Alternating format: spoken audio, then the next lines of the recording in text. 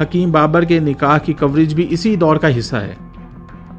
गाना गाया गया, फोटोशूट हुआ, क्लिप्स बने और एक ज़ाती लम्हा मुकम्मल डिजिटल इवेंट बन गया। ये खुशी थी या कंटेंट प्रोडक्शन, फैसला आप करेंगे। लेकिन सबसे बड़ा सवाल अभी बाकी है, क्या मीडिया कसूरवार है या असल कसूरवार हम खुद हैं?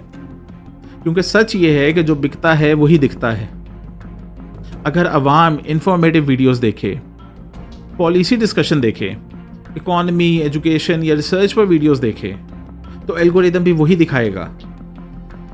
लेकिन जब लाखों व्यूज सिर्फ मीम्स, सनसनीखेज कंटेंट और सॉफ्ट पॉर्न पर आएंगे, तो फिर कंटेंट क्रिएटर्स क्या बनाएंगे? रिसर्च या रिएक्शन? यहाँ हमें खुद से एक मुश्किल सवाल पूछना होगा, क्या हमें वाकई मालूमात चाहिए या सिर्फ तफरीह? क्या हमें हकीकत जाननी है या सिर्फ हंसना है? दिलचस्प बात यह है कि हकीम बाबर खुद एतमाद के साथ सामने आए। उन्होंने कुछ नहीं छुपाया, खुलकर बात की और अपनी जिंदगी का फैसला ओपनली शेयर किया। शायद यही चीज इन्हें वायरल भी कर गई।